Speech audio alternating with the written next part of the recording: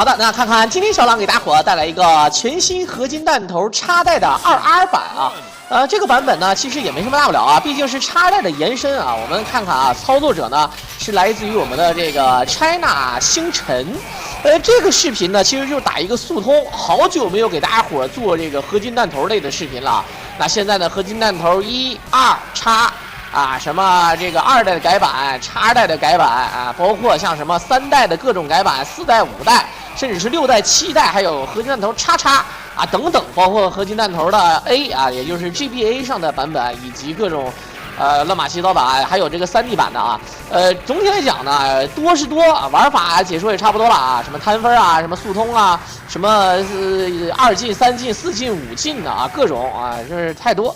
以后呢，给大家伙带来的啊，可能也就是说更极限的一些了啊。那这次呢，速通啊，这个速通记录呢，其实并没有比上一个记录快多少，上一个记录呢，比这个记录啊慢了3秒钟。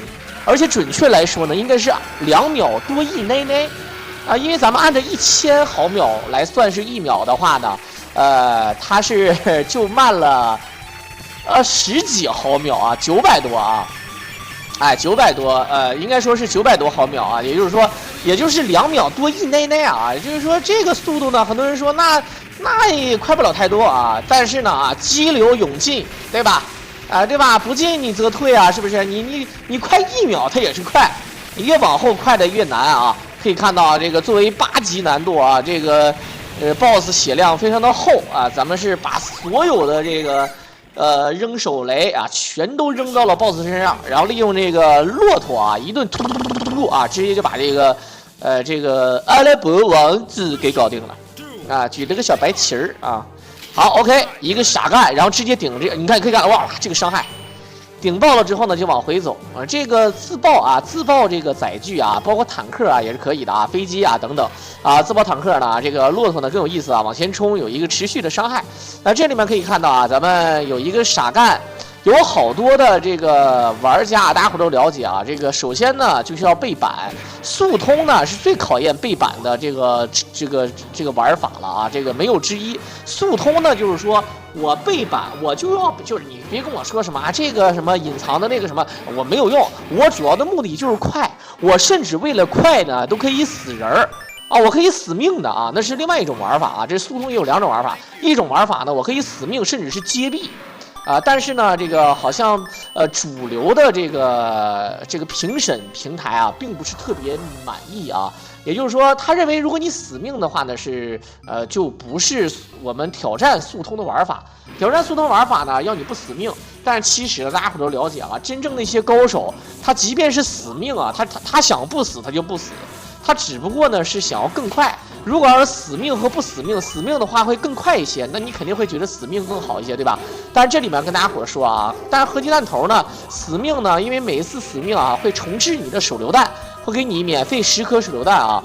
那你说这个的话，那个确实可能很多人会觉得有点不太公平，所以说这个死命呢就不像那个魂斗罗啊等等的死命的效果了。不过也一样啊，反正呢就看你怎么设定规矩。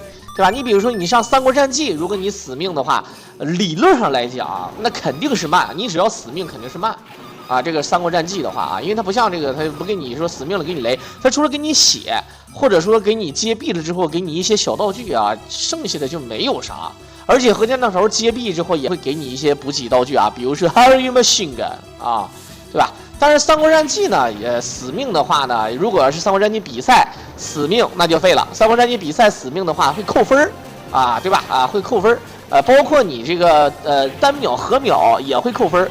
可以看到啊，这个是插带2R，他骗他出了一个左右导弹，然后呢，这个盘龙柱机械大抓手啊，直接就给干掉了。这个其实也算是半卡。因为呢，这个也不是纯卡吧，它主要是卡出了它的这个左右炮弹啊，左右飞弹的话呢，会非常的浪费这个 BOSS 的时间。然后咱们呢跳起来朝下扔这个燃烧弹啊，大家伙儿众所周知啊，燃烧弹跳起来朝下开枪的这个伤害非常的高，因为燃烧弹呢是持续伤害啊，是对吧？大伙儿都了解啊，可能玩过《使命召唤》或者玩过很多这个 FPS 的这种游戏都了解啊，尤其是大伙儿可能玩过这个2战啊，对吧？啊，这个可以看到有这个什么这个冲绳岛啊、硫磺岛啊，是吧？这些战役，对吧？有这个传说中的这个燃烧啊，对吧？有这个燃烧枪啊，这个后面背这个油枪，这样的话呢，这个对于一些这个特种的敌人啊，这个特别的有效啊，对不对？但是呢，它是持续的有伤害，这也很好理解，因为火嘛，对不对啊？而且我记得我看的最多的是，这个《使命召唤》啊。有一次我偶然间呢看那个《芳华》，因为大伙儿都了解啊，我郎以前是搞文艺的啊，以前我郎是当过这个歌舞团的这个文艺演员啊，是演过小品，唱过歌，对吧？以这个唱过快板书，然后呢什么包括一些大鼓啊什么最多的呢就是跳舞啦，对吧？但是呢，我要说的并不是这个啊，哈，我要说的是。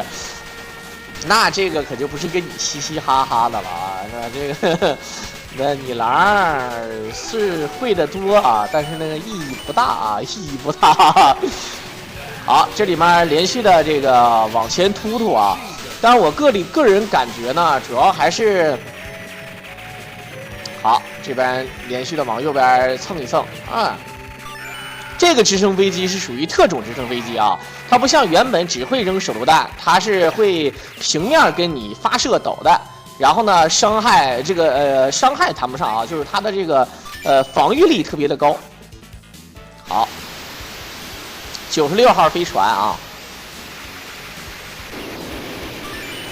好，这边一顿突啊，这个炮弹打得非常爽。我小时候特别喜欢看这个大飞船。打爆了之后呢，完全爆这个金币啊！好，直接打爆了，赶紧走啊！很多人说呢，插带到底是很多人说用这个飞机好，还是用这个超能坦克好啊？理论上来讲，用超能坦克好啊。对，可以看到啊，但这里面只有一个飞机，这个飞机的话可以快速过图啊，速通的话呢是快速过图。超能坦克呢也慢不了哪去吧啊，但这里面居然没有啊，这个就比较有趣了。好，手榴弹一顿扔，好，这个掌控的非常好啊，哎，但是这个有点小失误啊，第一时间跳到飞机上没飞上去，这个就感觉有点皮。看看什么时候能造成伤害，只要一旦上面那个分数增加了，就能造成伤害了啊。然后呢，这个一顿开炮，然后呢，同时呢，差不多了也可以自爆啊。自爆飞机的话，也是一个增加的伤害，非常的过瘾啊！噔噔噔噔噔。啊，对，刚才我为什么要说我自己是那个这个舞蹈演员啊？我主要是文工团的啊。最开始是这样的啊，说那个芳华，我想了半天，我这好像有啥事儿没完结啊。那个芳华，那个芳华里面有一段是吧？啊，这个咱们的这个历史啊，想当年小狼的父亲也是差一点就参加这场战役啊。这个具体呢就不多说了啊。然后呢，这个里面也有啊，那个电影大家伙如果有看过的啊，也有这个扛这个燃烧桶啊，这个喷火啊去打击敌人的啊。OK， 来看看。饭店、贸易公司、中心大街，啊，青菜、水果、烧腊、小吃、自选商场、上海饭店、火锅、照相机3，然后还有个李连杰的电影公司精武英雄吧，好像是啊。请进，是狠啊！杂货食品、买东西啊、厂房子，这感觉。这没有咱中国人这么给自己店铺起名的吧啊？这感觉是不是机翻呢啊？想当年都是机翻。售船票处、公共厕所、供港田鸡、蚵仔煎、红茶、热奶。供港田鸡是啥？爵士会所，这参茸补品跌打。哎呦，当当当当当当当当。好，这个。火星人小飞船啊，这里面可能很多人不了解这个合金弹头它的故事啊。首先，合金弹头1代呢，它并不是 SNK 的作品啊，它是 SNK 后来从这个 Nazca 手里面啊，这个算是这个归纳了一下啊，也就是想当年是 Nazca 做的这个游戏啊。然后呢，合金弹头收了之后呢，从2代开始呢，也确实巅峰。然后2代之后又融合了一个啊，这个改了一手插带。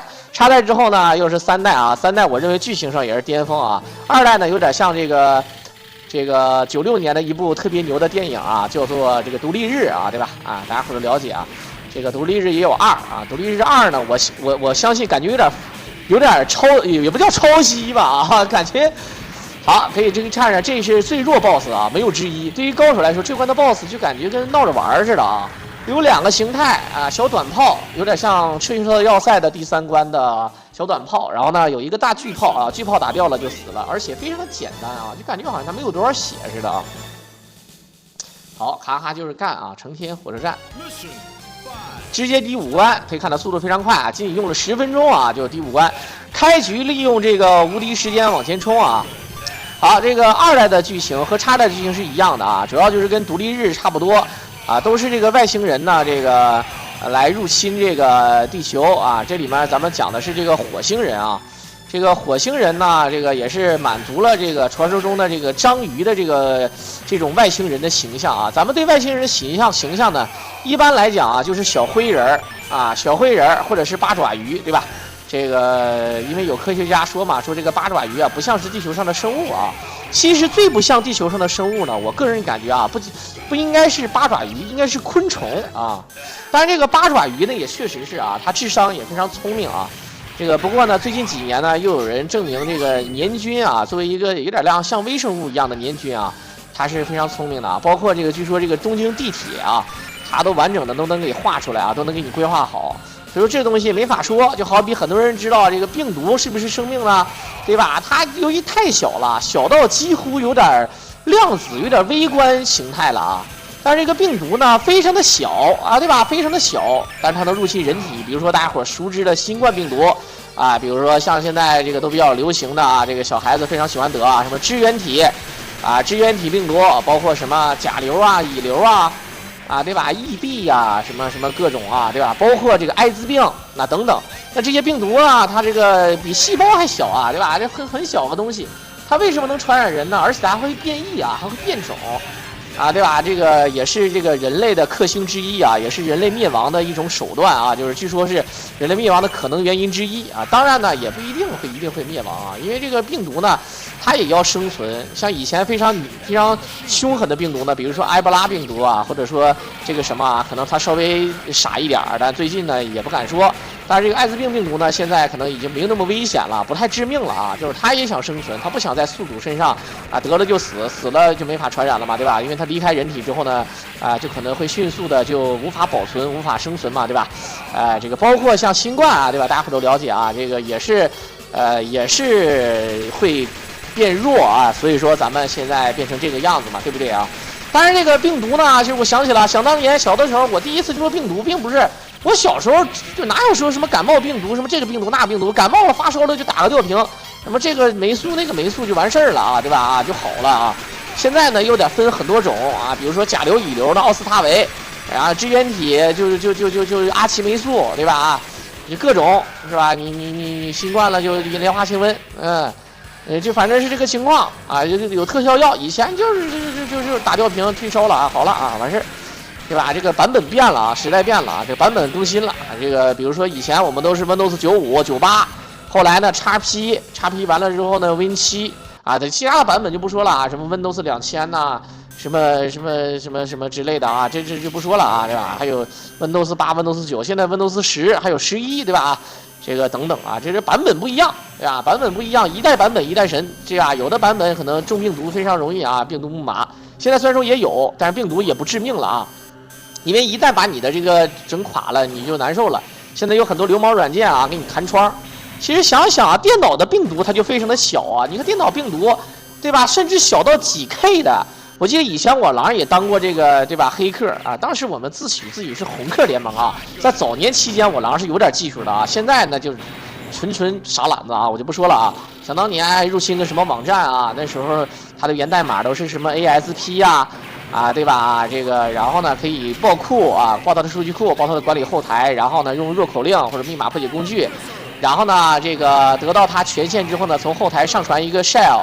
啊，就上传一个这个木马啊，对吧？然后把权限提一提，就可以拿到它的3389啊。很多人说不知道3389什么意思啊？远程桌面，然后呢可以用它来挂 QQ 号，或者说开传奇私服啊，等等啊，这我狼都干过啊。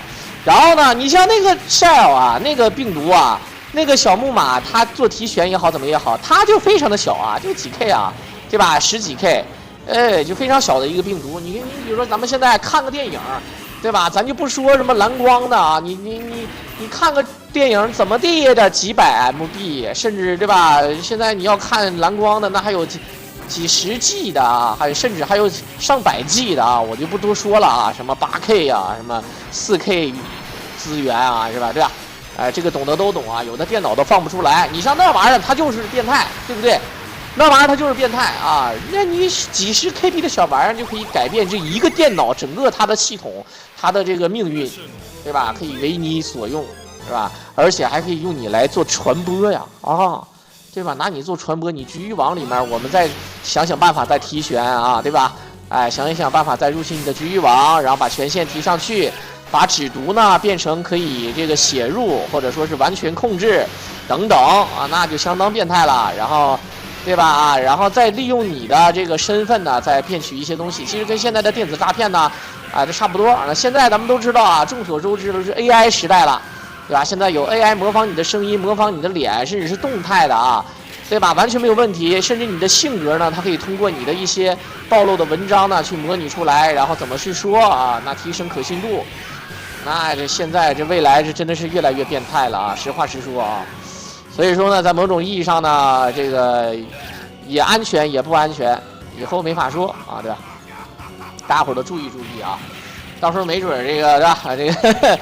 这个 AI 变成致谢危机了啊，对吧？开始终结者了，对不对？有天网啊，生化危机的红后什么的啊。好，可以看到这个很多人说你这讲什么玩意儿啊？你这解说啥呀？当然，这个事实上这个剧情不就这样嘛啊？先讲到这个外星人，然后发现这个 Modern 呢跟外星人合作，最后呢发现这个外星人其实坏啊，他利用这个 Modern 将军。这个 Modern 将军呢虽然说被救回来了，但是其实呢留了个伏笔，救的是一个假的火星人假冒的。在第3代的时候呢，火星人直接对吧，这个把真的又给救回来了。咱们上到火星人的母舰上，把火星人打败了啊，但是仅仅是打败了是不够的啊。后面呢，咱们6代的时候紧接着又来了一个金星人。啊，地球又跟火星合作啊，来打那个金星人啊。说到这里呢，很多人说啊，怎么都是太阳系的啊？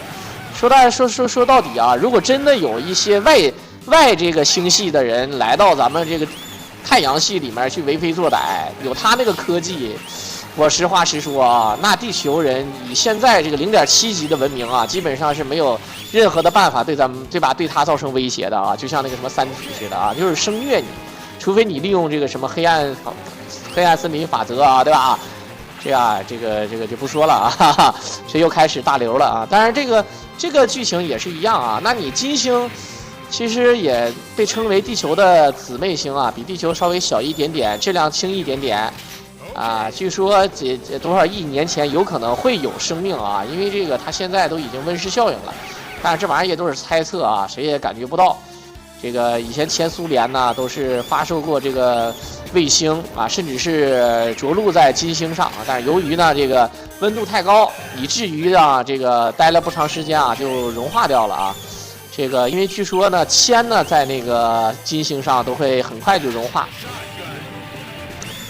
还会被腐蚀啊，然后火星上呢就稍微低调一点了啊，虽然说火星也没有多少磁场，相当于没有啊，然后也没有大气层，对吧？这个很稀薄啊，也不能说没有啊，相当于没有啊。然后呢，再加上呢，这个不是一个富氧环境，非常的冷啊，平均都是零下这个60-70度啊，是吧？啊，这个那只是对吧？平均啊，是吧？这个就没法说了啊。所以说呢，这个。从那2个地方来的，按照我们现有的这个想法来看啊，这个那来地球上还能掰一掰手腕子，说明呢科技也不咋地啊，对吧？这个金星人呢非常暴躁啊，还能附体控制人的思想，但是呢，毕竟还是冷兵器加简易热兵器时代，咱也不知道他是怎么能来地球还能软着陆的啊。咱不知道，咱也不敢问，而且居然打不过地球人，我真是服了啊！这是外星人之耻啊！这真是，你瞅，就现在这个火星人，是他碰见的是 Margo， Tarma 什么Phil 什么是 Ari 啥的。你虽然说你碰见这些人感觉好像挺嘚儿的啊，但是其实也一样，你照样拿刀能捅死，拿枪能干死，那太弱了啊！好 ，OK， 那这就是我们说的小剧情啊。摩登将军一个大胡子啊，1、2、3、4、5、6、7，往上一瞅，太有意思了啊！这个可以看到，这时候为啥不干呢？这都剧情杀啊！ OK， 也简简单单吹了半天牛逼，已经是20分钟冒头了。咱们看看现在怎么把这个球干死啊！这个球能无视重力啊！可以看到这个球能无视重力，看没看见？它是怎么飞的啊？它的咱不太清楚啊。这个它飞行，因为我们按照空气动力学啊，它飞行要不然就是你像有滑行的，危险啊！要不就是有滑行的，要不然就是有这种。 是吧？你如果说你能反重力啊，那我感觉地球人你根本就干不过，不可能的啊，累死你啊！好，这个球把房子打塌，它肯定是有什么动力啊。咱们看看啊，这个现在全世界啊，什么巴西啊、美国听证会都有这个 UFO， 有很多这个UFO 嘛，大家伙了解，不明飞行物，它可以反物理法则的飞行啊，对吧？它飞来飞去的，里面我操可以左右摇摆啊，这个就比较离谱了啊！人类目前是达不到啊，目前是没有那种科技的啊。但是这种它这个球到底什么动力我不知道，但只要它能悬浮，我觉得就非常屌。一旦能真正控制这个重力啊，我觉得那就太屌了，那不是跟你嘻嘻哈哈、呜呜喳喳的啊，那只能说泰森的弟弟要太猛。好 ，OK。 哎，这个雷，哇，这个雷扔的非常极限。刚才其实是浪费了几颗雷的啊，落地还是吃雷，跳到这儿来10发手雷，啊，又浪费1颗雷。好，直接打爆，21分钟49秒啊，那太牛了啊 ！OK， 这是来自于我们的 China 星辰，这个是一个中国战队玩家给大伙表演的啊。 比原记录呢快了3秒，3秒也是快。在片尾的最后呢，也是感谢大伙的收听，希望大家伙多多关注支持我狼啊，多多点赞、评论、转发。在这里呢，我狼就感谢大家了，我们就下期再见吧。